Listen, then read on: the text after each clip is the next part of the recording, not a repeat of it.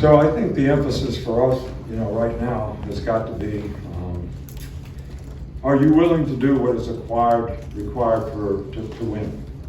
And what does that mean? It means every player on the team has got to work hard to be able to become not the player they are right now, but the player they need to be, the player they could be, the player that they could improve to be. And this is a great opportunity in these circumstances for us to be able to persevere through some difficult things, to overcome adversity. I don't think you'd be a great competitor if you can't overcome adversity, because adversity is coming some kind of way. And you should enhance the challenge of what's coming. And this is another challenge, working every day. One of the things that I think makes it a little difficult for the players is this is only our third day in pads, and we've been in shells a couple times, or shoulder pads, a couple, 3 times. But now to scrimmage and try to get the execution when you're going fast, and it's the first time you get tackled, first time you're hitting, is not something that we're disappointed in, but certainly areas that we can do a whole lot of improving, which definitely we want to focus on. And I think it's always important for players to self-assess and say, okay, I played this many plays today. I would play this many plays if we had a game. I'm not in good enough condition to be able to sustain the level of effort, toughness, ability to stay focused to do my job for this many plays, and yet I know I'm going to play more later on. So every practice, every opportunity you get is not something that you want to endure the practice, but you want to push yourself so that you can get to the next level of where you need to be to stay focused for longer and play with more consistency for longer, in every game that you play. So, look, everybody got reps today at quarterback. I'm not a stats guy, so we're not interested in what their statistics were. We are going to be interested when we watch the film in, how did they execute? Did they throw the ball the right place at the right time? Were they accurate in what they did? Did they take care of the ball? So that we have a chance to, play winning football at that position. And that's what we'll be evaluating. So if you ask me a question about it, that's the answer I'm going to give you. So, we still had drops at receiver. We still had mental errors on defense. We still jumped off sides too many times when it was a hard count. So we have a ton of things to work on. But in all honesty, if we didn't have a ton of things to work on, why would we have 20 more practices or whatever it is for the first game? I think it's the attitude that you approach, each and every one of those practices. Doc Rivers made an interesting statement last night. He said, do you want to win? Everybody in the room said, yeah, I want to win. But do you really want to win? Because you want to win if you can keep doing all the stuff that you've been doing that puts you in your comfort zone and maybe isn't the stuff you need to be doing to win, but that's what so you want to win, but you're not really committed to win. You're just committed to staying comfortable and doing what you want to do. So then, some of those things bite you in the butt when the time comes. And I think that's something that players really need to think about, because you do have to make sacrifices to be able to do the things that we want to try to do, that these guys have goals and aspirations to do. You have to make some sacrifices. You have to invest in yourself in terms of how you sleep, how you rest, how you recover, the habits that you have, how you eat, how you hydrate. I mean, there's all kinds of things that go into what is my level of performance going to be.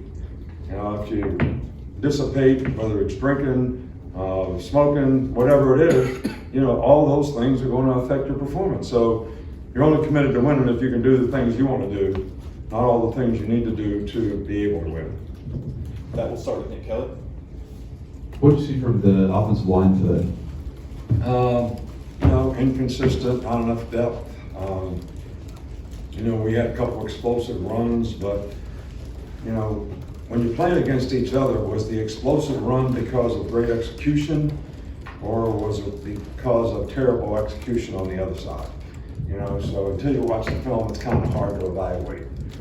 I just think we need to get more guys in the offensive line to be able to play winning football, and we need to add depth to the group. We got maybe 6, 7 guys that I think can play, but we need a lot more than that to get through the season. Saban, Charlie? Yeah, Coach, you mentioned the drops at receiver, but what did you see from that group today overall and how they maybe progressed early in camp?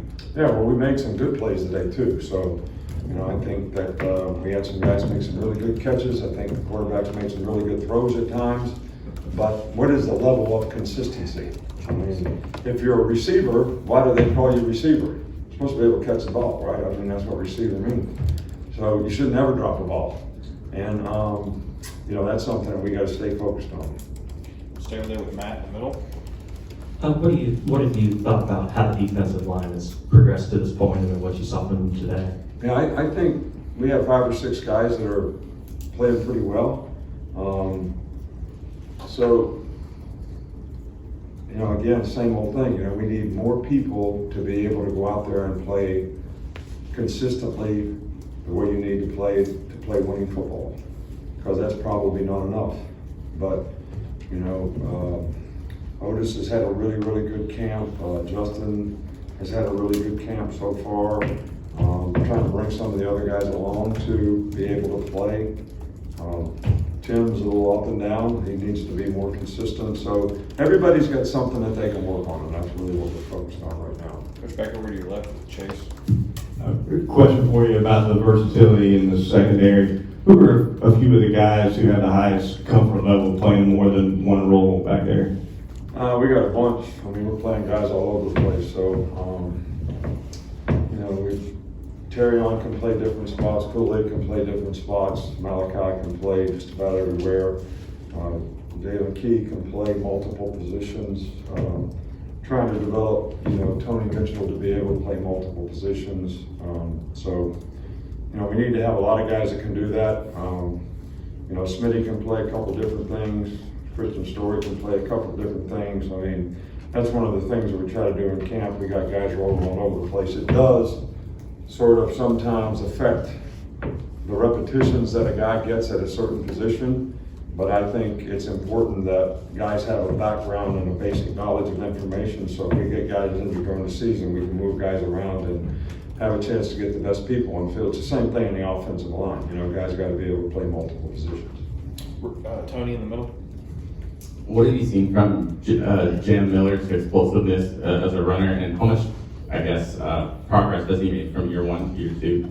Yeah, Jam's got a little, thigh bruise or something, so he's been a little limited for a couple days, but he's working through it. He actually scrimmaged some today. I don't think he was probably 100%, but before he got hurt, he was doing really, really well. And I think, again, running back is, we've got 4 or 5 guys that can play there.